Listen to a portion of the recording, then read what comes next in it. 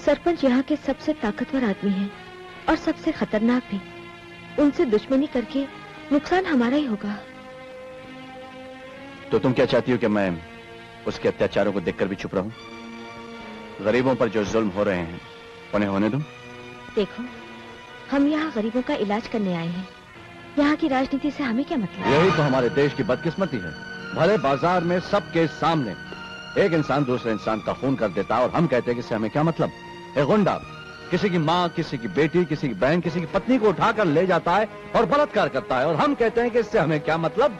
मतलब है, क्योंकि ये देश हमारा है, ये समाज हमारा है और ये समाज को बिगाड़ने वाले गुंडे और बदमाश ही नहीं बल्कि वो शरीफ इंसान भी है जो सब देखकर चुप खड़े रहते हैं और कहते हैं कि इससे हमें क्या मतलब। लेकिन आप तो जानते हैं, सारा गांव सरपंच से डरता है। कोई आपका साथ नहीं देगा। आप अकेले क्या कर सकते हैं?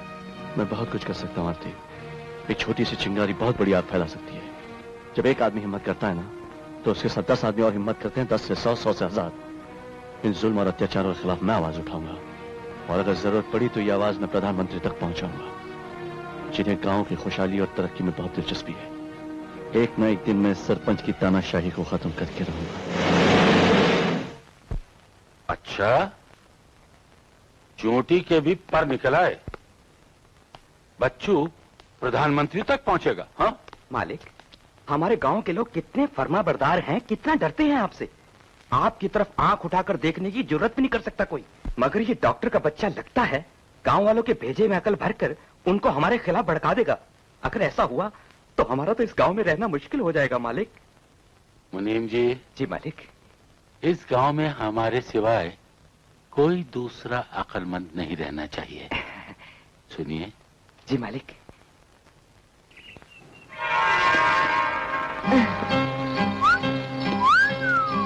वाओ, क्या बात, आज एकदम सच धज के प्यारी दुल्हन जैसी लग रही। खास बात है? याद नहीं, आज हमारी शादी की सालगिरह है। गॉड! आज का दिन मुबारक हो। बोलो क्या चाहिए? बस सिर्फ आशीर्वाद दो कि मैं सारा जीवन तुम्हारी सेवा करती रहूं। अरे ऐसा घिसा पिटा पुराने किस्म का आशीर्वाद नहीं दूंगा। दूंगा तो एकदम लेटेस्ट आशीर्वाद दूंगा। मम्मी डैडी, मैं इतनी बड़ी यहाँ बैठी हूँ, आप मुझसे आशीर्वाद नहीं लेंगे? इधर आइए। अब भी आए बेटे। दादी माँ, आशीर्वाद दो। ये सब तो पुरानी स्टाइल का आशीर्वाद है। मैं भी आपको नई स्टाइल का आशीर्वाद दूंगी। I love you, my darling.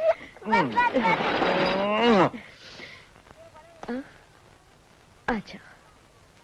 Morning inspector साहब, सुबह सुबह इधर। तबीयत तो ठीक है ना? आपके खिलाफ शिकायत है। शिकायत? जी। मेरे खिलाफ? क्या बात है? अभी मालूम हो जाएगा। मुझे आपके दवाखाने की तलाशी लेनी है। चलिए, एक मिनट, चाबी लेकर आता हूं। ओके।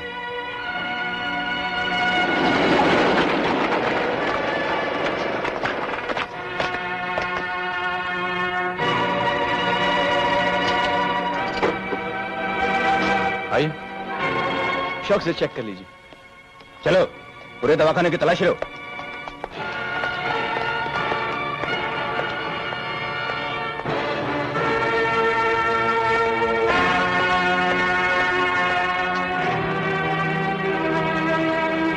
डॉक्टर साहब।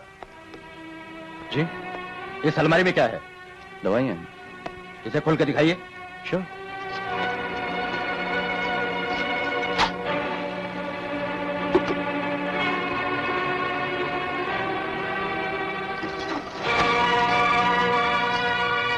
डॉक्टर साहब,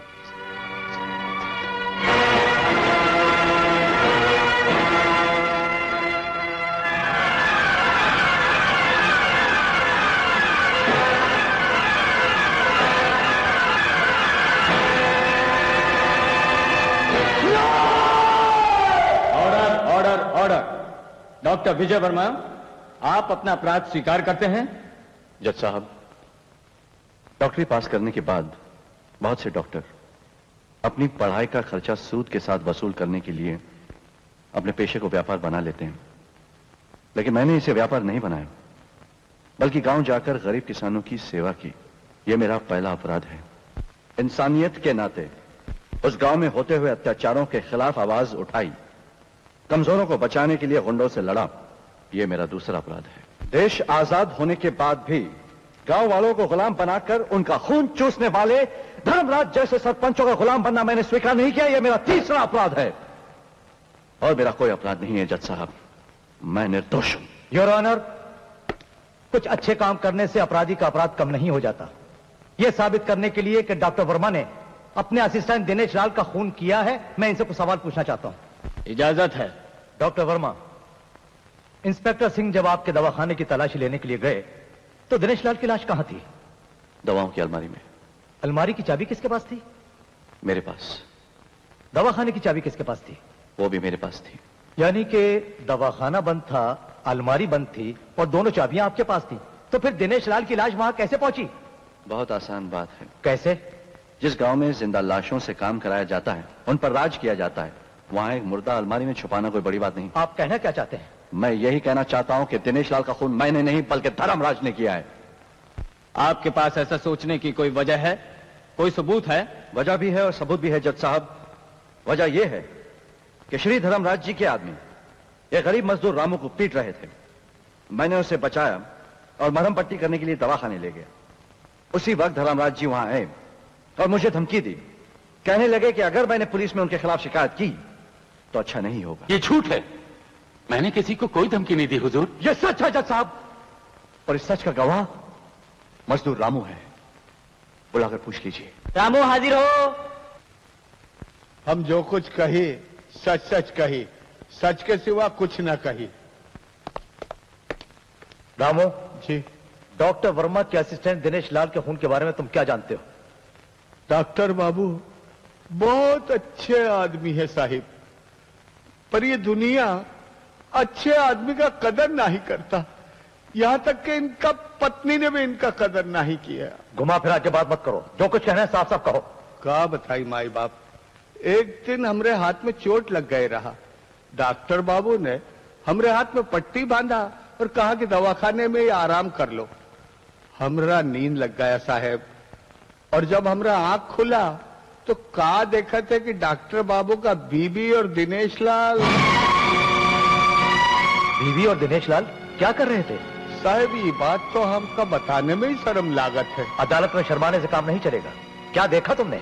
हमका देखते ही दोनों धड़ से उठ गए और जल्दी जल्दी कपड़े पहनने लगे। नहीं जज साहब, ये झूठ बोल रहा है, इसकी बात पर विश्वास मत कीजिए।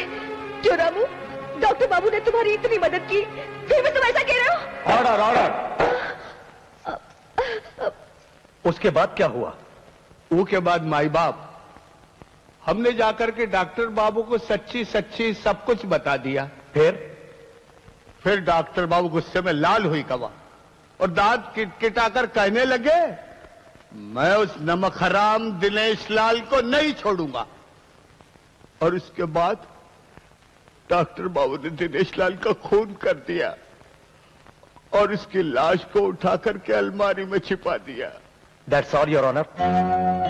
डॉक्टर वर्मा, आपका गवाह आप ही के खिलाफ बयान दे रहा है, इस बारे में आपको कुछ कहना है? कहना है जज साहब, कहना है, यही कहना है कि आज सच्चाई बिक गई है, खरीद ली गई है और एक झूठ के माथे पर सच्चाई की मोहर लगाकर उसे गवाही के कटहरे में खड़ा कर दिया गया है।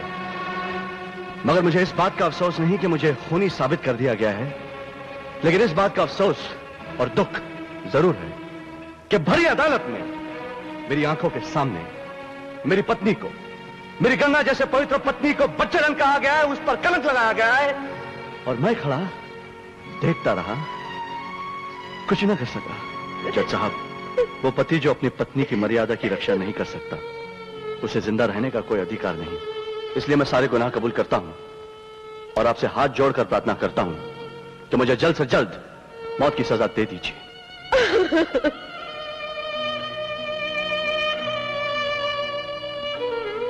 गवाहों के बयानात से यह साबित हो चुका है कि डॉक्टर विजय वर्मा ने दिनेश लाल का खून किया, लेकिन चूंकि यह खून वक्ती जज्बात के तहत हुआ है, अदालत डॉक्टर विजय को 7 साल की कड़ी सजा सुनाती है। भाइयों, और बहनों, जैसा कि आप लोग जानते हैं, डॉक्टर की बीवी आरती को अदालत ने बदचलन और वेश्या ठहराया है।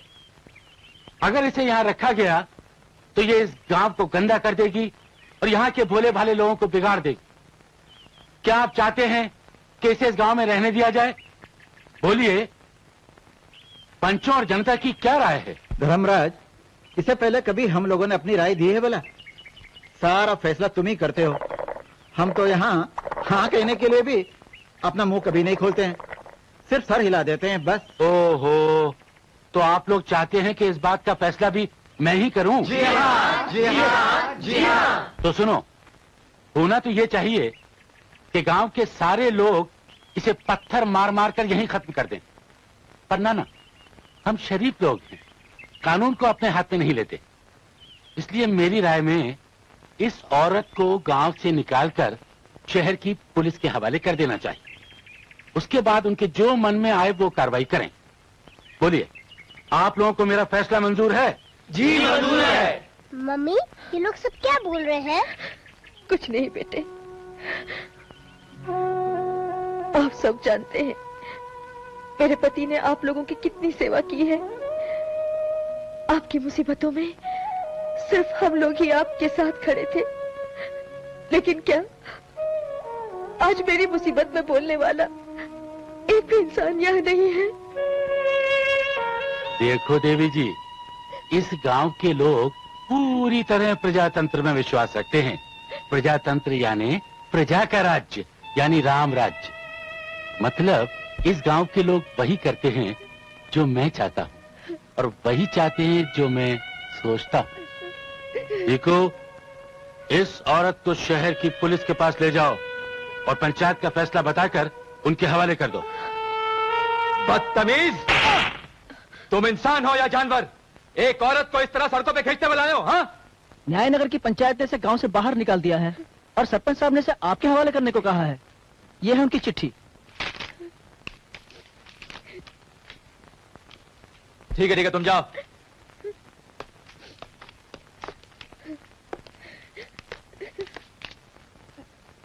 शक्ल से तो तुम शरीफ लगती हो और काम ऐसे करती हो।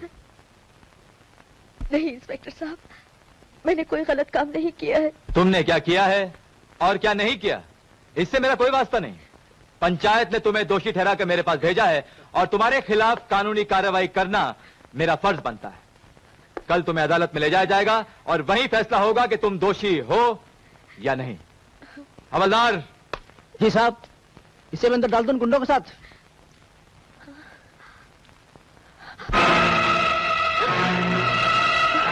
इंस्पेक्टर साहब, मुझ पर दया कीजिए। आपको जो कार्रवाई करनी है कीजिए, मगर मुझे उन गुंडों के साथ हवालात में मत डालिए। मैं अपनी बच्ची के साथ यही रात काट लूंगी। और रात भर तुम्हारा पहरा कौन देगा यहाँ? इंस्पेक्टर साहब, तुमने तो मुझे बड़ी प्रॉब्लम में डाल दिया है। सर, हाँ, एक आइडिया दूं? बोलो। अगर ऑब्जेक्शन ना हो तो इसे आपके घर छोड़ाऊं, कल सुबह अदालत वहीं से ले जाएंगे। ठीक है, तुम्हें जैसा ठीक लगता है वैसा करो। मैं जाता हूँ, कमिश्नर साहब के साथ मेरी अपॉइंटमेंट है। ये रखो।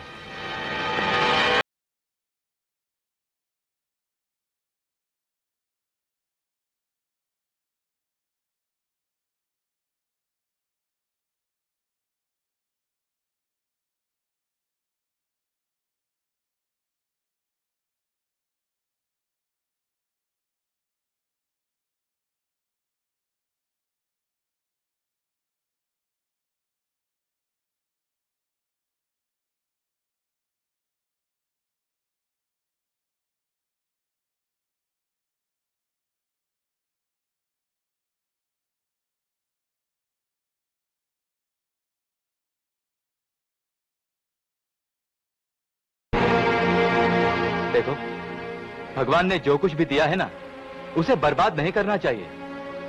उसका पूरा पूरा फायदा उठाने में ही समझदारी है।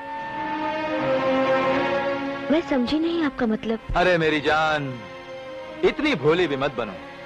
मेरा मतलब है कि अपनी खूबसूरती और जवानी का पूरा पूरा फायदा उठाओ। जो पेशा वहां गांव में करती थी, वो यहां शहर में भी करो, लेकिन जरा स्टाइल से, जरा बन ठन के। इंस्पेक्टर साहब। अरे घबराओ नहीं, मैं तुम्हारे साथ हूं। एक से एक मालदार आसामी लाना मेरा काम, और जो भी मिलेगा ना उसे आधा आधा बांटना। छी! तुम पुलिस ऑफिसर हो या औरतों के दलाल? मैं 2 in 1 हूँ जाने मन। अगर पुलिस वाला बन गया तो कल ही जेल जाकर अपनी किस्मत पे रोगी, और अगर दलाल बन गया तो कुछ ही दिनों में मोटरों में घूमोगी, बंगलों में रहोगी और ऐश करोगी। ऐसा करते हैं कि कल ही भगवान का नाम लेकर अपने धंधे का श्री गणेश कर देते हैं। क्यों, ठीक है ना? क्यों है तुझ पर? गंदे कामों में भगवान का नाम लेता है, पुलिस की नौकरी को बदनाम करता है। अरे ऐसा ही माल कमाने का शौक चढ़ा है तो छोड़ दे ये नौकरी और जाकर बिठा दे अपनी माँ बहन को बाजार में। मैं आपके आगे हाथ जोड़ती हूँ, मेहरबानी करके इस मामले में आप दखल मत दीजिए। मैं एक जरूर लड़ूंगी। तुम समझती क्यों नहीं? वो औरत बदचलन है, आवारा है।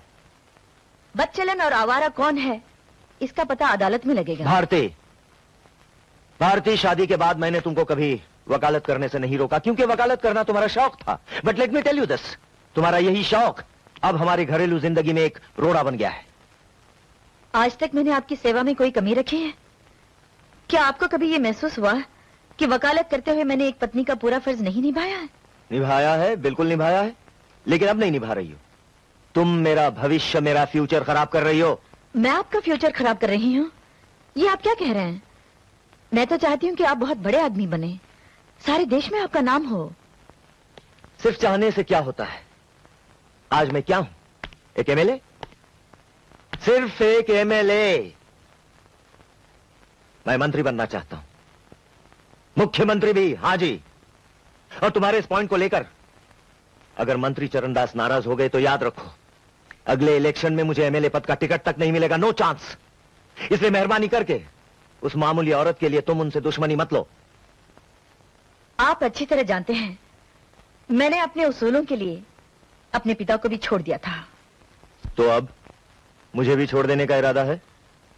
मैंने ऐसा तो नहीं कहा।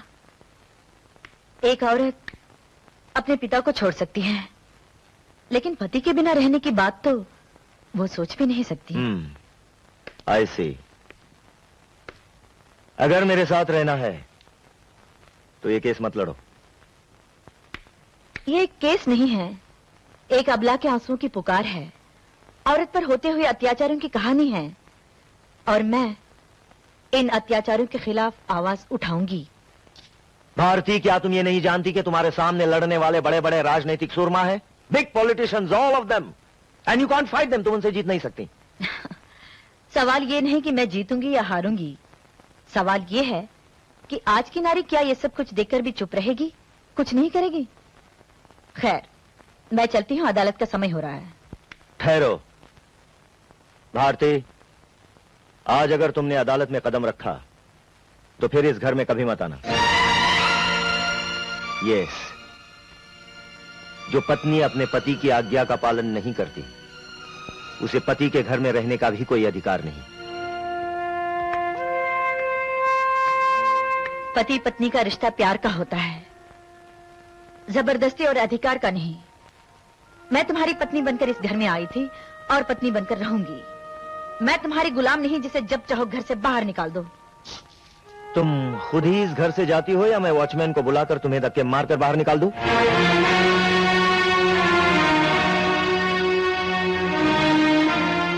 इसकी कोई जरूरत नहीं, मैं खुद ही चली जाती हूँ। That's better.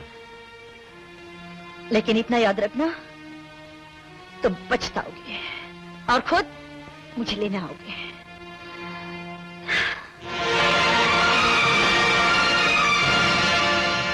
दीदी, तेरी जिंदगी तो बर्बाद हो ही चुकी है, लेकिन मेरे लिए आप अपनी गृहस्थी क्यों बर्बाद कर रही हैं?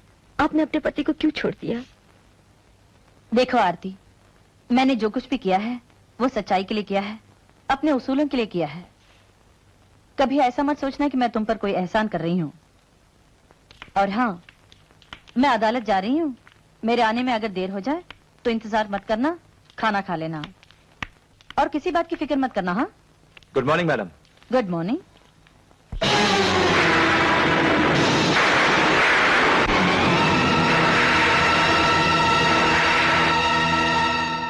दीदी, दीदी, यही वो इंस्पेक्टर जिसने मेरी बेटी को मारा था, उसकी जान दी थी। दीदी, डरो मत, मैं इससे बात करती हूँ। कहिए, कैसे आना हुआ? यहाँ पर कोई आरती वर्मा नाम की औरत रहती है? ओह, आप आरती वर्मा को नहीं जानते हैं ना? यही है आरती वर्मा। कहिए, आज आपका इनसे क्या काम है? इसके नाम ये वारंट है। मैं इसे गिरफ्तार करने आया हूँ।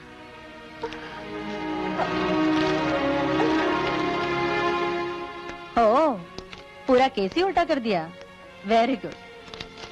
आप अभी इन्हें ले जाइए, मैं आपसे कोर्ट में मिलूंगी। नहीं, मैं इसके साथ नहीं जाऊंगी। डरने की कोई जरूरत नहीं है। अब तुम्हें कोई छू भी नहीं सकता, मैं जो हूँ। चलो जाओ।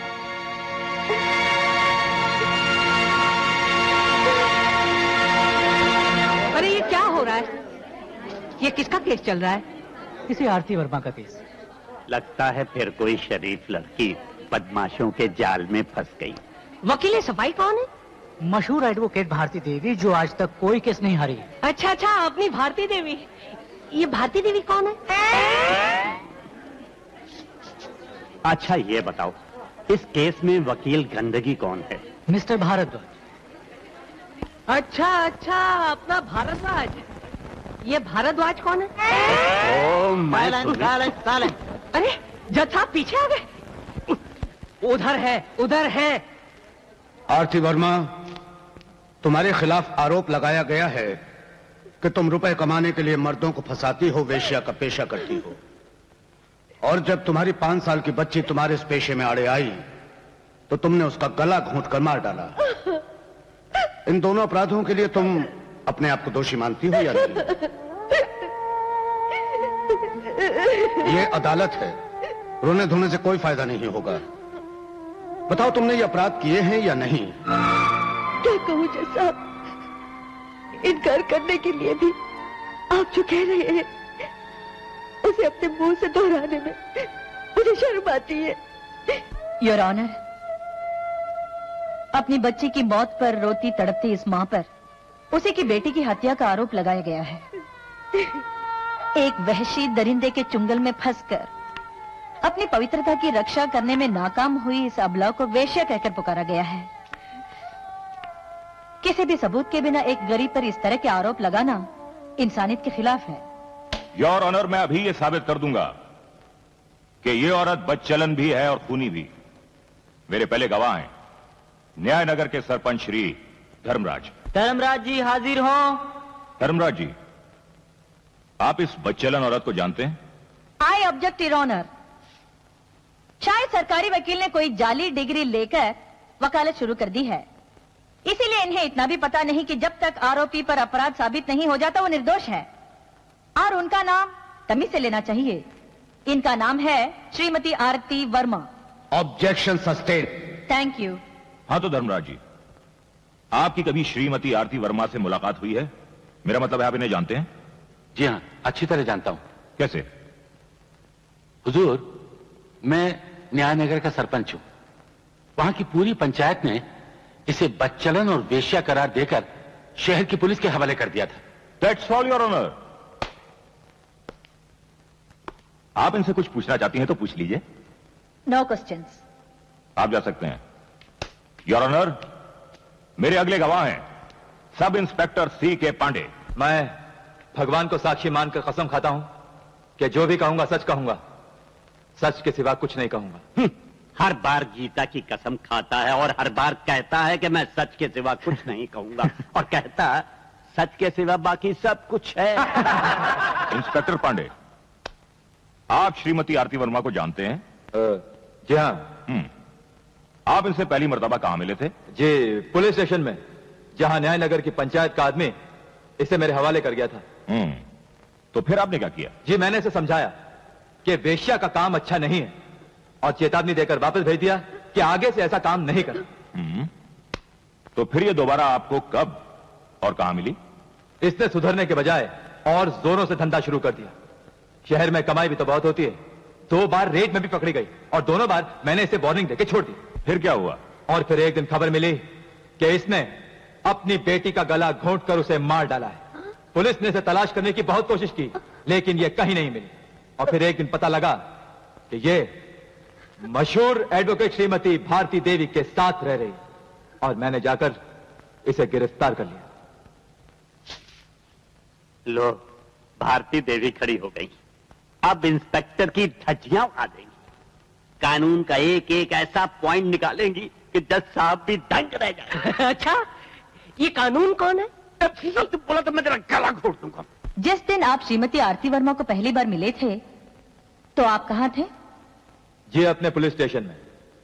उस पुलिस स्टेशन के लॉकअप में उस समय 2 गुंडे और भी थे ना, जिन्हें जुआ खेलने के जुर्म में पकड़ा गया था? जी हाँ।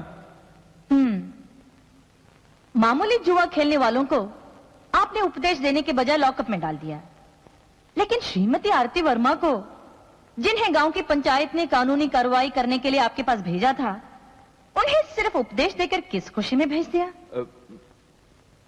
जी, वो एक औरत थी, साथ में एक छोटी सी बच्ची भी थी। मुझे दया आ गई। इंस्पेक्टर पांडे जी, आप जानते हैं, एक पुलिस ऑफिसर होने के नाते आपका फर्ज आरती वर्मा का केस बनाकर अदालत में पेश करना था, उन पर दया करना नहीं। जी, वो आप जानते हैं या नहीं? जानता हूं। और अगर आप एक गुनहगार को छोड़ सकते हैं तो एक बेगुनाह को पकड़ भी तो सकते हैं। जी नहीं। क्यों नहीं? जब दया आ सकती है तो गुस्सा भी तो आ सकता है, और उस गुस्से में कुछ भी हो सकता है। एक बच्ची का खून भी किया जा सकता है। I strongly object, Your Honor. एक शरीफ और ईमानदार पुलिस ऑफिसर पर झूठा इल्जाम लगाया जा रहा है। नो, हर वो पुलिस ऑफिसर अपराधी है जो एक मजबूर औरत से धंधा कराना चाहता है। ये झूठ है, मैंने ऐसा कुछ नहीं किया। या उसके साथ बलात्कार करने की कोशिश करता है। ये झूठ है, मैंने ऐसा कुछ नहीं किया, योर ऑनर। और जब उस बलात्कार में उसकी बेटी बाधक बनती है तो उसका गला दबाकर उसकी जान ले लेता है। ये सब झूठ है, योर ऑनर। मैंने ऐसा कुछ नहीं किया, कुछ नहीं किया, कुछ नहीं किया। Relax, take it easy. मैं तो सिर्फ ये कह रही थी कि वो पुलिस ऑफिसर अपराधी है जो ये सब कुछ करता है। मैंने आप पर तो कोई आरोप नहीं लगाया कि आपने इन पर बलात्कार करने की कोशिश की या आपने इनकी बेटी का खून किया है। फिर भी आप बराबर चिल्लाए जा रहे थे, मैंने ऐसा कुछ नहीं किया, मैंने ऐसा कुछ नहीं किया। इसका मतलब आपने कुछ किया है। अरे, इस तरह पसीने क्यों छूट रहे हैं आपके? जी नहीं, कुछ नहीं। पसीना तो उस वक्त आता है जब आदमी झूठ बोलता है। जो सच गीता पर हाथ रखकर आप नहीं बोल पाए थे, शायद वो सच पसीने की बूंदें बनकर आपके चेहरे पर उतर आया है। अब मैं आपसे कोई सवाल नहीं करूंगी, कोई जरूरत ही नहीं, आप जा सकते हैं। अरे वाह, फंसा दिया पांडे को, जैसे महात्मा गांधी ने चर्चिल को फंसा दिया था। बिल्कुल बिल्कुल। ये महात्मा गांधी कौन है? महात्मा गांधी कौन है? अरे, जब अपने ही देश के लोग ये पूछने लगे कि महात्मा गांधी कौन है तो अपने भारत का यही हाल होगा। सही बात है, अपने भारत। ये भारत कौन है? अब अगर तूने पूछा कि ये कौन है तो मैं तुझे जान से मार डालूंगा और कल इसी अदालत में मुझ पर मुकदमा चल रहा होगा। नहीं पूछूंगा।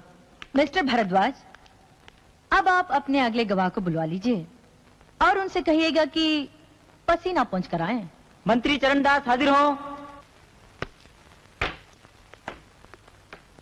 मैं जो भी कहूंगा सच कहूंगा, सच के सिवा कुछ नहीं कहूंगा। देखिए, जो भी पूछना है जल्दी पूछिए, मुझे मीटिंग में जाना है। मंत्री जी, आपने इस औरत को, मेरा मतलब है श्रीमती आरती वर्मा को पहले कभी देखा है?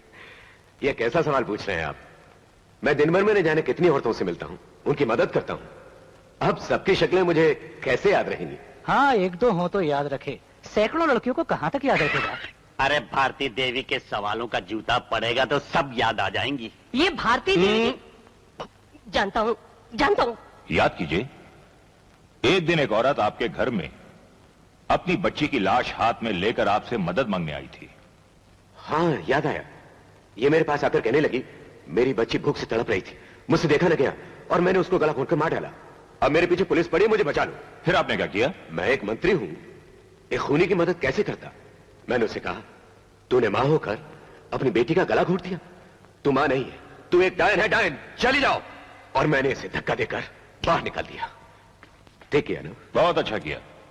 अब आप जा सकते हैं। थैंक्स। एक मिनट, योर ऑनर, मैं भी इनसे कुछ सवाल करना चाहती हूँ। Yes, proceed. आप एक मंत्री हैं ना? क्यों, आपको कोई शक है? नहीं, शक क्या, इसलिए पूछ रही हूँ कि मंत्री एक बहुत जिम्मेदार व्यक्ति होता है ना? बिल्कुल होता है, और मैं भी हूँ। हाँ, आपके पास एक औरत आई थी और आपके कहने के मुताबिक उसने अपनी बेटी का खून कर दिया था और पुलिस उसके पीछे पड़ी थी। फिर भी आपने उसको धक्के मारकर बाहर निकाल दिया, भगा दिया। भगा दिया ना? जी हाँ, बिल्कुल भगा दिया। क्या एक जिम्मेदार मंत्री होने के नाते आपका यह फर्ज नहीं था कि एक भागी हुई खूनी को पुलिस के हवाले कर देते?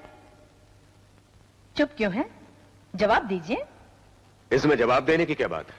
समझने की बात यह है कि जब एक मामूली पुलिस अफसर किसी लड़की को माफ कर सकता है तो मैं तो एक मंत्री हूं, कुछ भी कर सकता हूं। हाँ हाँ, क्यों नहीं, क्यों नहीं, आप कुछ भी कर सकते हैं। क्या मतलब? यही कि इस मजबूर औरत की मजबूरी का फायदा उठाकर इसे आपने अपनी हवस का शिकार बनाना चाहा। इसीलिए इसकी बच्ची को दफनाने के लिए आपने अपने आदमी को इसके साथ भेजा और उसके बाद इसे अपने ही गेस्ट हाउस में ठहराया। ये झूठ है। न इसे मैंने अपने गेस्ट हाउस में ठहराया था, न इसकी बच्ची को दफनाने के लिए आदमी भेजा था। ये झूठ कह रहे हैं जज साहब। इन्होंने मेरी बेटी की लाश को मिट्टी में दबाने के लिए अपने संतरी को मेरे साथ शमशान भेजा था। और ये साबित करने के लिए कि मंत्री का आदमी आरती के साथ शमशान गया था, मैं शमशान के चौकीदार छज्जूराम को गवाही के लिए यहाँ बुलाना चाहती हूँ। इजाजत है। बहुत अच्छे। इन पॉलिटिशियंस का गला इसी तरह पकड़ना चाहिए, वरना थोड़ी सी भी गफलत हुई कि बस केस ही उल्टा कर देंगे। कहने लगेंगे कि गांधी जी ने गोडसे का खून किया था। Correct correct. ये गोडसे कौन है? तुमने इनको कभी देखा है? जी हाँ, एक बच्ची की लाश को दफनाने के लिए शमशान में आई थी। और साथ में कौन था? वो साहब थे जो पीछे खड़े हैं। पहले उन्होंने आके खड्डा खोदने के लिए पैसे दिए और रसीद लिए बिना ही चले गए। ये रही उसकी रसीद। उसके बाद क्या हुआ? उसके बाद वो साहब इनको लेकर आए। इनकी गोद में एक मुर्दा बच्ची थी। उसको दफनाने के बाद वो साहब इनको लेकर वापस चले गए। अच्छा, तुम जा सकते हो। जी। योर ऑनर, छज्जूराम के बयान से ये साफ जाहिर है कि मंत्री का आदमी आरती के साथ उसकी बच्ची को दफनाने के लिए शमशान गया था और दफनाने के बाद आरती को लेकर मंत्री के गेस्ट हाउस पहुंच गया, ये जानते हुए भी कि इसके हाथ में एक बच्ची की लाश थी। मंत्री जी ने ना तो बच्ची की लाश का पोस्टमार्टम करवाया और ना ही इसे पुलिस के हवाले किया। इसकी एक ही वजह हो सकती है जो साफ है, जैसे कि मैंने पहले भी कहा था, चरणदास जी ने इसकी लाचारी का फायदा उठाकर इसे अपनी हवस का शिकार बनाना चाहा और इसीलिए इसे अपने गेस्ट हाउस में ठहराया। और उस मददगार ने इसकी ऐसी मदद की कि फिर कभी ये किसी से मदद न मांग सके, दुनिया के सामने मुंह दिखाने के काबिल न रहे। इतना कुछ करने के बाद जब मंत्री जी को पता चला कि आरती वर्मा का केस मैं लड़ने वाली हूँ, तो उन्होंने पूरे मुकदमे को उल्टा कर दिया और सारा आरोप इसके सर थोप दिया। आई ऑब्जेक्ट योर ऑनर, ये सरासर झूठा और बेबुनियाद इल्जाम है। मंत्री जी ने ऐसा कुछ नहीं किया। अगर मंत्री जी ने ऐसा कुछ नहीं किया तो ये सारे हिंदुस्तान में सिर्फ उनका ही नाम क्यों लेती? दुनिया में ऐसी कौन सी औरत है जो भरी अदालत में खड़ी होकर अपनी बेइज्जती की कहानी सुनाएगी, उसकी चर्चा करेगी? ये फिर भी यहाँ आकर इसलिए खड़ी हो गई ताकि सारी दुनिया को पता चले कि समाज सेवक के भेष में कितना खतरनाक जानवर समाज में घूम रहा है। मेरी अदालत से यही दरख्वास्त है कि मंत्री चरणदास जैसे बहुरूपियों को कड़ी से कड़ी सजा दी जाए और आरती वर्मा को बाइज्जत रिहा कर दिया जाए। That's all your honour.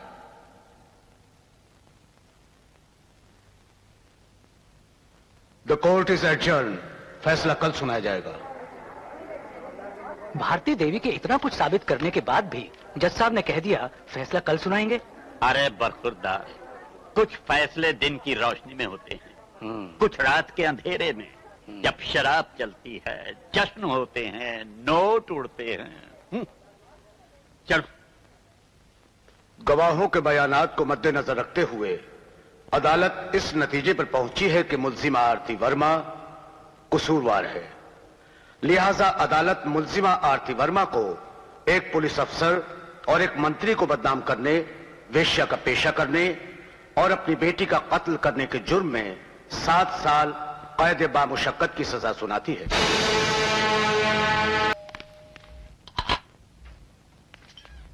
तुम यहाँ? तुमको यहाँ आने के लिए मना किया था ना? किसी ने देख लिया तो मालूम है क्या होगा? चाहे कुछ भी हो, अब मैं ये नाटक नहीं कर सकती दीदी। लेकिन क्यों? अचानक क्या हो गया? वो आ गए हैं और उन्होंने मुझे चरणदास के साथ गाड़ी में बैठे देख लिया था। इतने दिनों के बाद मिले थे और मैं उनसे एक बात भी न कर पाई। न जाने वो क्या सोच रहे होंगे। दीदी, अब ना मुझे अपने लिए न्याय चाहिए, ना किसी और के लिए सजा। मुझे मेरे पति मिल गए हैं, मुझे सब कुछ मिल गया है। अब मुझे और कुछ नहीं चाहिए। तुम भी दूसरी औरतों की तरह अपने स्वार्थ, अपने सुख के लिए सोचने लगी? भूल गई कि ये लड़ाई सिर्फ तुम्हारी नहीं, सारी नारी जाति की है। इसलिए मैंने अपने पति का घर भी छोड़ दिया था। अब जब मंजिल पास आ गई है, तुम वापस लौट जाना चाहती हो? देखो, तुम्हें परेशान होने की कोई जरूरत नहीं। तुम्हारे पति पढ़े लिखे हैं, समझदार है। मैं उन्हें मिलकर सब कुछ समझा दूंगी।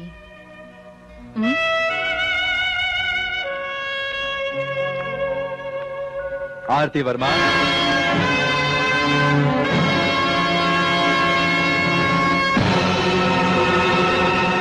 क्यों चौंक गई अपना असली नाम सुनकर?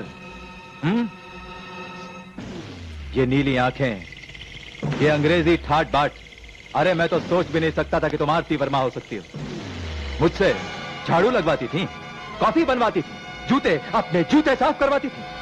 लेकिन आज मैं तेरा ये नाटक खत्म कर दूंगा। अभी मिनिस्टर साहब के पास जाता हूं और तेरी सारी पोल खोल देता हूं। राजकुमारी जी,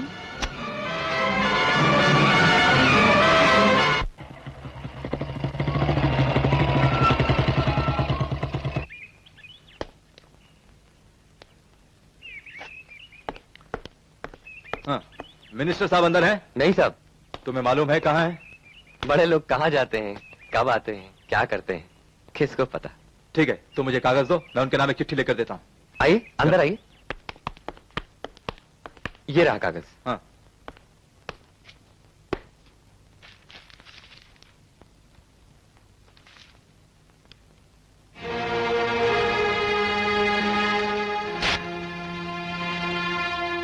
माननीय मंत्री जी, नमस्ते।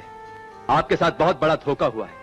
वो लड़की जिससे आप शादी करना चाहते हैं, वो दरअसल राजकुमारी नहीं है, बल्कि न्याय नगर की आरती है। आज उसे मैंने अपनी आंखों से उसके असली रूप में देख लिया है। वो भेष बदलकर आपसे बदला लेने आई है। सावधान रहिएगा। आपका पांडे।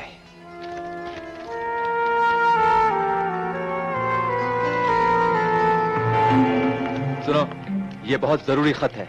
मंत्री जी जैसे ही आए फौरन उन्हें दे देना, भूलना मत। तब तक मैं उन्हें तलाश करता हूँ। अच्छा साहब। हेलो अशोक, यार तुम्हें मालूम है कि मंत्री जी कहाँ मिलेंगे? अभी का तो पता नहीं। हाँ, सूरज डूबने के बाद गेस्ट हाउस में मिल जाएंगे।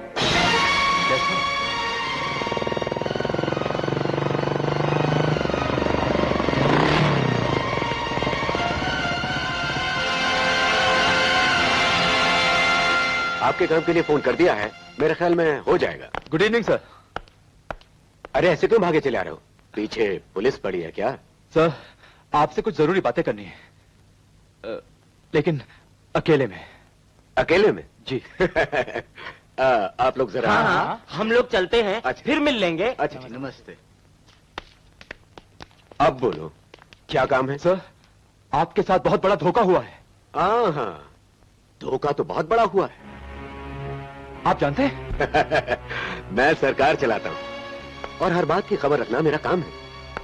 मैं अच्छी तरह जानता हूं कि कौन कब कहां क्या कर रहा है और मुझे उसके साथ क्या करना है। तो अब क्या करेंगे सर? तुम जानते हो कि मेरे साथ गद्दारी करने वालों को मैं कभी जिंदा नहीं छोड़ा।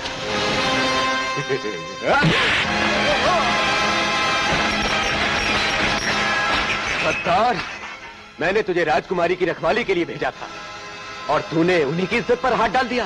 इतना ही नहीं चरणदास, ये बोलता था मिनिस्टर हमारा इशारे का ऊपर डांस करता है। हमको उसका सब सीक्रेट मालूम है। हम जब चाहेगा उसको जेल भेज सकता है। कमीनी बदजात!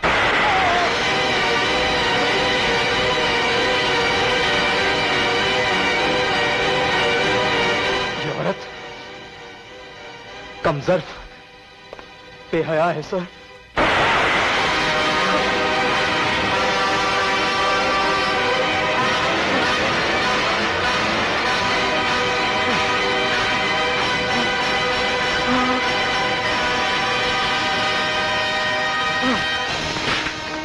गॉड, ये क्या किया तुम?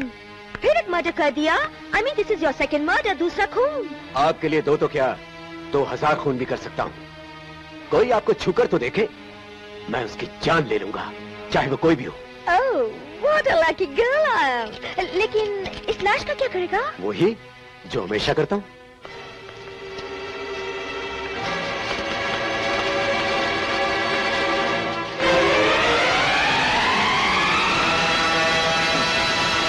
जय हो, जय हो। कितना सच्चा प्यार है आपका। एक औरत के लिए आप खून पे खून किए जा रहे हैं। वाह वाह वाह वाह। अभी अभी मैंने सुना आज इंस्पेक्टर पांडे का भी उद्धार कर दिया आपने। वो कमीना इसी लायक था। जिस कली की रखवाली के लिए उसे रखा था उसी कली को मसलना चाहता था। राम राम राम। अच्छा हुआ साला मर गया। मगर सर वो मरने से पहले आपके नाम एक चिट्ठी छोड़ गया था। जरा सोचिए इस चिट्ठी में क्या लिखा होगा। क्या लिखा होगा? है? अपने किए पे पछता रहा होगा, मुझसे माफी मांग रहा होगा, और क्या लिखा होगा? अजी मरने के बाद पछताने से क्या फायदा। मगर सोचिए मरने से पहले उसने इस चिट्ठी में क्या लिखा होगा। नहीं जरा सोचिए। मुझे बोर मत करो। ये क्या है कि इसमें क्या लिखा है, क्या लिखा है, क्या लिखा है? चलो पढ़ो एक बार, सुनते हैं। खुल जा सिम लिफाफे। माननीय मंत्री महोदय। ये मंत्री क्या लगा रखा है? एक पैक बनाओ तो कुछ मजा आए। क्या बात है। मगर सोचने की बात है कि इसमें लिखा क्या होगा। मैं देता हूँ सरकार। छलकाए जाम आपके नाम। हाय हाय हाय हाय क्या बात है। जय हो, तू भी लगा ले।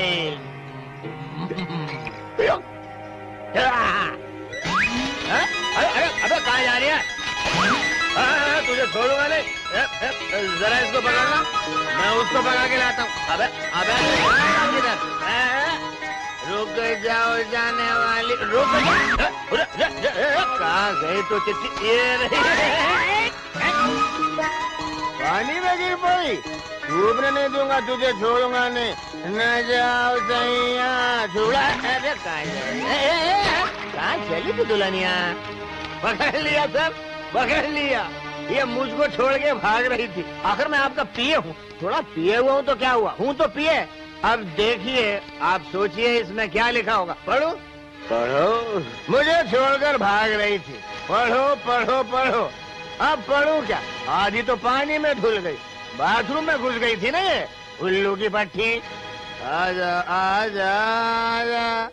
माननीय मंत्री जी। हाँ नमस्ते नमस्ते। आपके साथ ये बड़ा धोखा है। ये समझ में नहीं आया। राजकुमारी। आज उसे मैंने क्या कुछ कर दिया होगा। ये समझ में नहीं आया। धुल गया। सावधान रहिएगा। वाह, देखिए इंस्पेक्टर पांडे की जरूरत। उल्टे सीधे काम खुद करे और सावधान रहने के लिए आपको कह रहा। दिस इज टू मच नहीं, 3 मच सर। इसीलिए उस कमीने को खत्म कर दिया। बहुत अच्छा किया। अच्छा अरे कहाँ चल रही है सरकार? अपनी हालत देखिए, काफी चढ़ी हुई है। मैं उस राजकुमारी से मिलके शादी की तारीख पक्की करके ही रहूंगा। राजकुमारी से?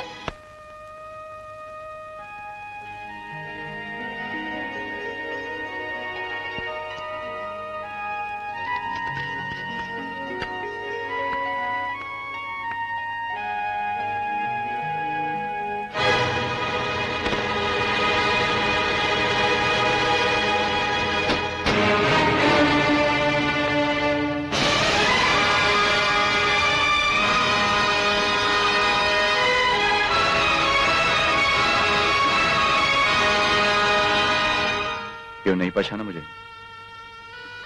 मेरा नाम विजय वर्मा है। कई साल पहले मैं एक छोटे से गांव में डॉक्टर था। मेरा एक छोटा सा परिवार था।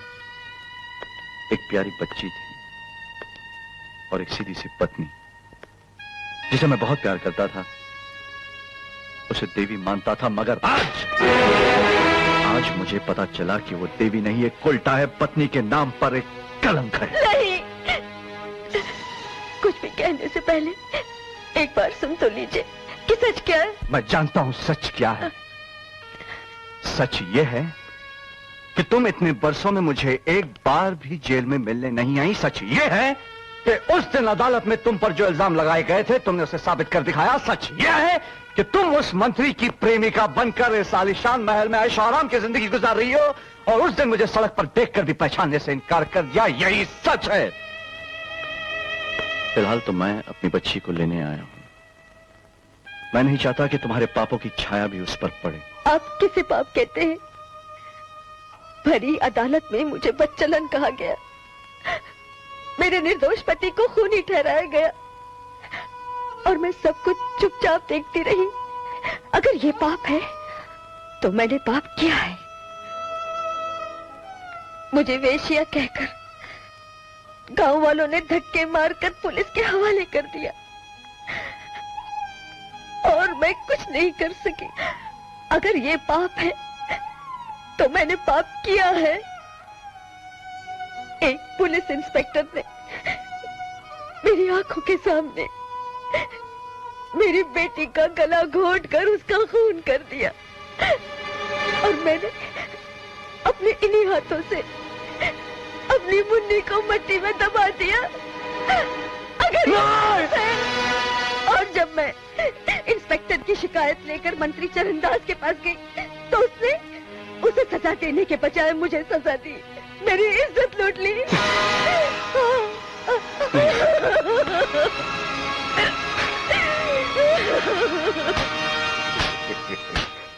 वाह वाह, बहुत खूब राजकुमारी जी।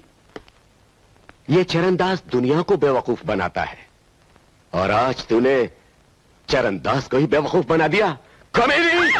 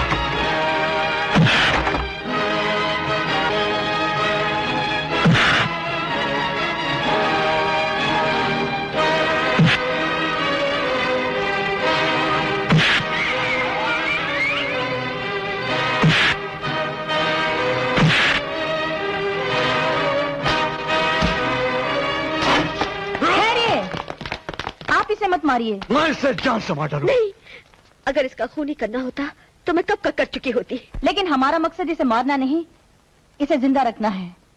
इसे भरी अदालत में बेनकाब करना है ताकि कानून इसका फैसला कर सके। कानून इसका फैसला क्या करेगा? कानून तो इसे बाइज्जत बरी कर देगा। इसका फैसला मैं। लुक हियर मिस्टर, आप कानून को हाथ में लेने की कोशिश मत कीजिए। इसे गिरफ्तार कर लो। ये मेरा खून करना चाहता है। हम गिरफ्तार जरूर करेंगे, लेकिन इनको नहीं, आपको। आपको पता नहीं मैं मिनिस्टर हूं? आप लोग मुझे गिरफ्तार नहीं कर सकते। हम क्या कर सकते हैं और क्या नहीं कर सकते हैं ये हम अच्छी तरह जानते हैं। Arrest him. ठहरो। मैं तुम लोगों को पुलिस की नौकरी से निकलवा सकता हूं, तुम्हारी जिंदगी बर्बाद कर सकता हूं। आप खुद चलकर जीप में बैठेंगे या मैं पकड़ कर ले जाऊं? देखो, एक बात सुनो, तुम मुझे ले जाओगे, पुलिस स्टेशन में किसी का फोन आएगा, मैं छूट जाऊंगा। इससे अच्छा यही है कि मुझे यहीं छोड़ दो। हाँ, तुम लोग जितना पैसा चाहते हो मैं दे सकता हूं। Shut up! आपने हमको समझ क्या रखा है? मिनिस्टर साहब, हो सकता है आपने अपनी सत्ता और दौलत के जोर से कुछ पुलिस ऑफिसर्स को खरीदकर कानून के साथ खिलवाड़ किया हो, लेकिन इस गलतफहमी में मत रहना कि हमारे देश का कानून नाकारा है और सारी पुलिस फोर्स करप्ट है। हमारी पुलिस में ऐसे ईमानदार ऑफिसर्स भी हैं। Arrest him.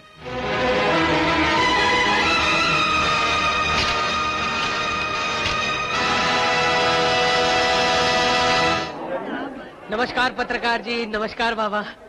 पत्रकार जी, आज किसका केस है? मिनिस्टर चरणदास ने 2 आदमियों का खून कर दिया है ना, उसी का केस चल रहा है। अच्छा। और सरकार की तरफ से भारती देवी लड़ने वाली है। वाह, क्या बात है, फिर तो आज बड़ा मजा आएगा। और मंत्री चरणदास के गिरफ्तार होते ही उन्हें सस्पेंड कर दिया गया है। ये तो बहुत पहले कर देना चाहिए। हाँ। अरे कुछ ऐसे ही गंदे मंत्रियों की वजह से बेचारे अच्छे मंत्री भी बदनाम हो जाते हैं। Correct, very correct. बाबा, ये गंदे मंत्री कौन है? योर ऑनर, ये मिस्टर चरणदास, जिनके लिए कल तक किसी को कत्ल कर देना एक चींटी को मसल देने से ज्यादा अहमियत नहीं रखता था, और जो सत्ता के नशे में बदमस्त होकर सीना तान कर चलते थे, आज सत्ता की डोर हाथ से निकल जाने के बाद एकदम सहम कर, सिकुड़ कर, सिमट कर भीगी बिल्ली की तरह इस कटोरे में खड़े हैं। बेचारे। मेरी शिकायत पर दिल्ली पुलिस की मदद से चरणदास जी को गिरफ्तार तो कर लिया गया था, लेकिन उसके बाद यहां की पुलिस ने न कोई कार्रवाई की, न कोई तहकीकात। और फिर हमारे पुराने सरकारी वकील मिस्टर भारद्वाज सरकारी काम छोड़कर चरणदास की वकालत करने लग गए हैं। इसमें मुझे कोई एतराज नहीं है, लेकिन नए सरकारी वकील ने भी कुछ नहीं किया।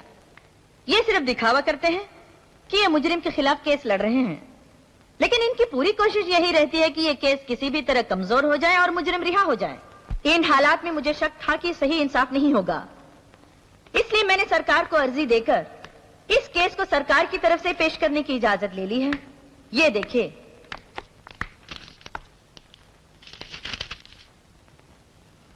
Yes, you may proceed.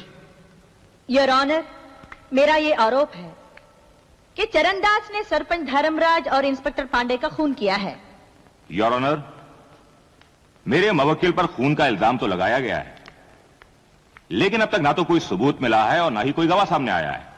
यहां तक कि लाशों का भी पता नहीं चला है, और ना ही अब तक सरकारी वकील साहब ने अदालत में कोई रिपोर्ट पेश की है।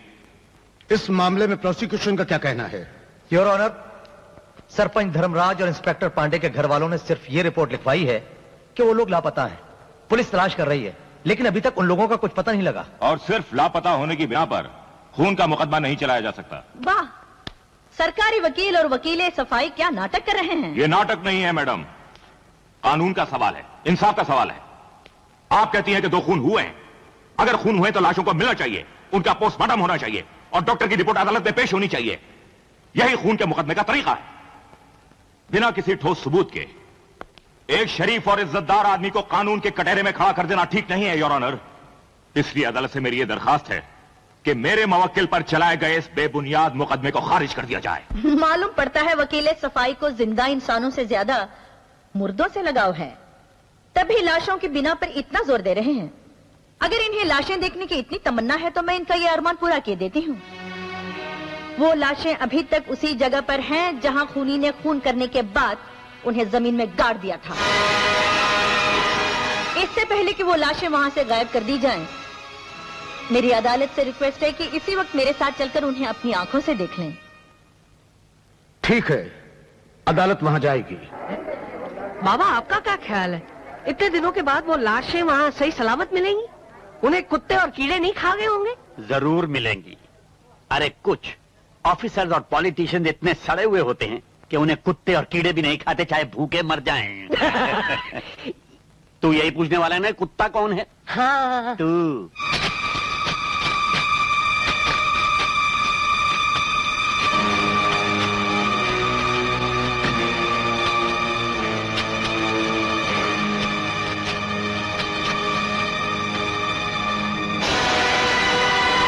योर ऑनर, यह सच है कि धर्मराज और इंस्पेक्टर पांडे की लाशें बरामद हुई हैं, लेकिन इससे यह साबित नहीं होता कि यह खून चरणदास जी ने किए हैं। योर ऑनर, ये एक वीडियो फिल्म है। इसे देखने से आपको साफ मालूम पड़ जाएगा कि खूनी कौन है और उसका मकसद क्या था। नो योर ऑनर, किसी भी अदालत में वीडियो फिल्म को सबूत नहीं माना जाता। दिल्ली हाईकोर्ट ने एक वसीयत के केस में वीडियो कैसेट को ठोस सबूत माना है। ये रही उसकी रिपोर्ट।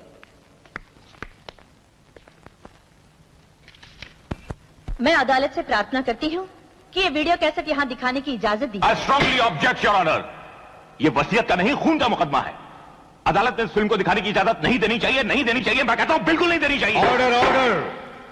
अदालत यह हुक्म देती है कि दोपहर के सेशन में यह वीडियो कैसेट दिखाने का इंतजाम किया जाए। बाबा आपको पता है इस फिल्म का हीरो और हीरोइन कौन है? तेरी माँ और तेरा बाप। क्या बात है? मेरा बाप कौन है? मैं नहीं हूं।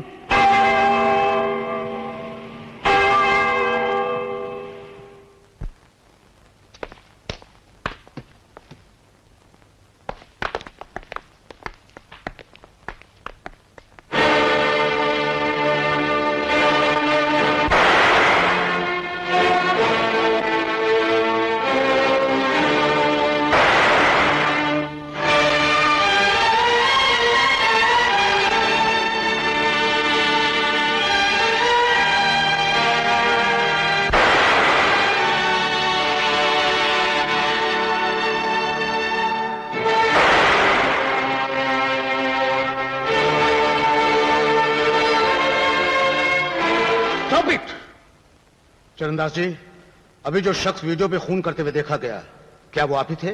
हाँ, हूं तो मैं ही, लेकिन ये सब कैसे हुआ कुछ समझ में नहीं आ रहा है।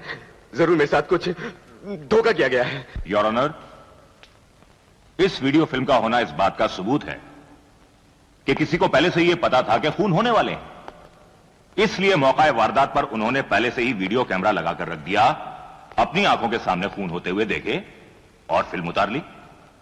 और इस फिल्म की प्रोड्यूसर और डायरेक्टर हैं मिस जूली। यह सबूत नहीं है योर ऑनर, बल्कि मेरे मवक्किल को फंसाने की एक घिनौनी साजिश है, एक चाल है। यस मिस्टर भारद्वाज, ये सच है, ये फिल्म एक चाल है। योर ऑनर, इस फिल्म में जूली का रोल अदा करने वाली इस औरत का असली नाम जूली नहीं है। ये मिस्टर भारद्वाज भी जानते हैं, सरकारी वकील भी जानते हैं और चरणदास भी जानते हैं, मगर पूरे मुकदमे के दौरान इन्होंने कभी ये जाहिर होने नहीं दिया कि ये इस बात को जानते हैं, क्योंकि इनको डर था कि ये जाहिर होने से कहीं वो खुद न फंस जाए। इसका असली नाम है आरती वर्मा। मिस जूली, क्या ये सब सच है? हाँ जज साहब, ये सच है। मैं वही आरती वर्मा हूं जिसके बेकसूर पति को कानून के खिलाड़ियों ने खूनी ठहराकर जेल भिजवा दिया था। मैं वही आरती वर्मा हूं जो धर्म, समाज और भगवान से डरकर जीती थी, पर मुझ अभागन को गांव के सरपंच ने वैश्या ठहराकर मेरी छोटी सी बच्ची के साथ गांव से बाहर निकाल दिया था और पुलिस के हवाले कर दिया था। मैं वही आरती वर्मा हूं जिसने उस पुलिस ऑफिसर से इंसाफ मांगा, बदले में उसने मेरा शरीर मांग लिया। जब मैंने उसका विरोध किया तो उस राक्षस ने मेरी आंखों के सामने मेरी फूल जैसी बच्ची का गला घोटकर उसे मार डाला। मैं वही आरती वर्मा हूं जो अपनी बच्ची की लाश हाथों में लिए इस मंत्री के पास ये सोचकर गई थी कि ये अबलाओं का रक्षक है, मेरी भी रक्षा करेगा, मुझे इंसाफ दिलाएगा। पर इसने मुझे झूठा आश्वासन देकर बड़ी हमदर्दी के साथ मेरी बच्ची का अंतिम संस्कार करवा दिया। उस वक्त मुझे मालूम नहीं था कि ये बाद में मेरी पवित्रता और सतीत्व का भी अंतिम संस्कार कर देगा। पति जेल चला गया, बेटी धरती की गोद में सो गई और मेरा सतीत्व इस वैशी दरिंदे के भेंट चढ़ गया। मैं एक जिंदा लाश बनकर रह गई। अपनी बेकार, बेमानी और बदनाम जिंदगी को खत्म करने के लिए जब मैं आत्महत्या करने गई तो इस न्याय की पुजारन ने आकर मुझे बचा लिया। वो मेरा दुख अपना दुख समझकर मुझे इंसाफ दिलाने के लिए इसी अदालत की वेदी पर ले आई। फिर भी क्या मुझे इंसाफ मिला? नहीं जज साहब, नहीं। मुझे सिर्फ सजा मिली है उन गुनाहों की जो मैंने नहीं किए थे। इसी अदालत में मुझे वैश्या कहा गया, अपनी ही बेटी की हत्यारन कहा गया और मुझे काल कोठरी में डाल दिया गया। मुझे वो सजा देने वाले महान न्यायाधीश और कोई नहीं थे जज साहब, आप थे। आप। यस योर ऑनर, इसे सजा इसलिए हुई कि इन लोगों के पास सारे सबूत थे और इसके पास सिवाय सच के और कोई सबूत नहीं था। और अदालत को तो सबूत चाहिए ना। जज साहब, अगर आपके सामने भगवान भी आकर इस कटोरे में खड़े होकर कहें कि मैं भगवान हूं, तो आप पूछेंगे इसका सबूत क्या है? आपके लिए तो सच वही है जिसका सबूत है। योर ऑनर, हर समझदार अपराधी सबूत को अपराध के बाद ही मिटा देता है, इसलिए सबूत नहीं मिलते हैं, पैदा करने पड़ते हैं। फर्क सिर्फ इतना है कि धर्मराज और चरणदास जैसे लोग सच को छुपाने के लिए सबूत पैदा करते हैं और मैंने सच को दिखाने के लिए सबूत पैदा किए हैं। उनमें सबसे अहम सबूत है ये वीडियो कैसेट। जैसा कि मैंने पहले भी कहा था, इस वीडियो कैसेट को देखने के बाद ये साफ जाहिर हो जाता है कि ये दोनों खून किसने किए हैं और क्यों किए हैं। योर ऑनर, इसके बाद भी अगर आप इंसाफ न कर सकें तो भगवान के लिए इस अदालत को आप बदनाम मत कीजिए। सत्यमेव जयते की इज्जत नहीं रख सकते तो इसे मिटाकर लिखवा दीजिए कि यहाँ झूठ की जीत होती है। सच बोलने वालों को सजा दी जाती है, इंसाफ मांगने वालों को जेल भेज दिया जाता है, जैसे कि आज तक आरती वर्मा के साथ होता रहा है। लेकिन अब मैं इसके साथ ऐसा नहीं होने दूंगी। अगर अदालत से इसे इंसाफ नहीं मिला तो ये वीडियो फिल्म सारी जनता को दिखाई जाएगी, पार्लियामेंट में पेश की जाएगी, सारी दुनिया के सामने लाई जाएगी। इस बार मैं आरती को इंसाफ दिलाकर रहूंगी, चाहे इसके लिए मुझे कोई भी कुर्बानी क्यों न देनी पड़े। That's all, Your Honor. वाह, बहुत खूब। क्या सुंदर और मजबूत दलील पेश की है भारती देवी ने। अरे कानून की किताब हाथ में लेकर इतनी बहादुरी से लड़ी है। अगर कहीं इसके हाथ में तलवार आ जाती तो झांसी की रानी बन जाती। Correct correct. ये झांसी की रानी कौन थी? मुझे भी अपने जैसा बना दिया। मुकदमे का फैसला कल सुनाया जाएगा। The court is adjourn. अब नए जज साहब आएंगे तो क्या फैसला सुनाएंगे? यही कि चरणदास जी निर्दोष हैं, अदालत उन्हें बाइज्जत रिहा करती है और ऑर्डर का हथौड़ा लगाकर जल्दी पकड़ेंगे। नहीं बाबा नहीं, हम ऐसा नहीं होने देंगे। जिस मकसद के लिए इस देवी ने अपने प्राणों की आहुति दी है उसे हम पूरा करेंगे। हम इन्हें दोबारा अदालत तो नहीं ले जा सकते, लेकिन इनकी आवाज को जनता की अदालत तक तो पहुंचा सकते हैं हम।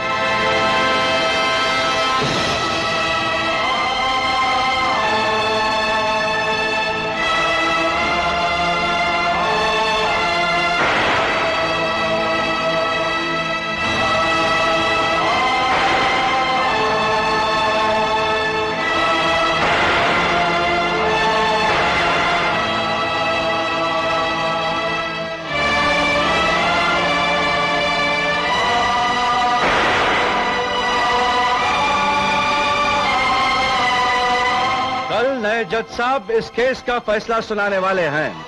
अगर फैसले में न्याय नहीं हुआ तो आप लोग क्या करेंगे?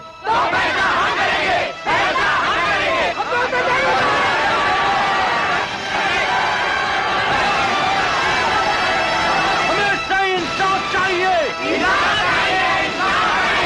हमें सही इंसाफ चाहिए।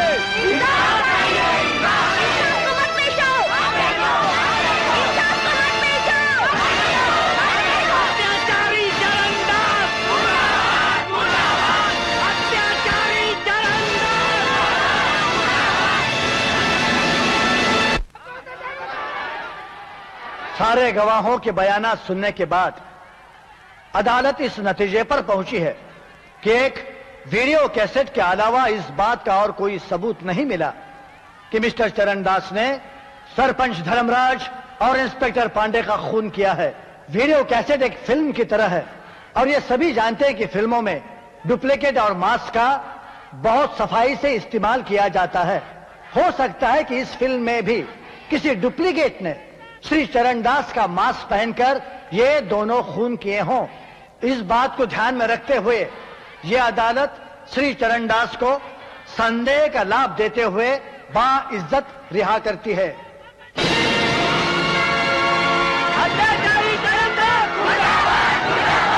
मुबारक हो चरणदास जी, मुबारक हो। आइए आइए, लाइए हार लाइए। ये लीजिए मंत्री जी। हाँ ये आपके न्याय के लिए।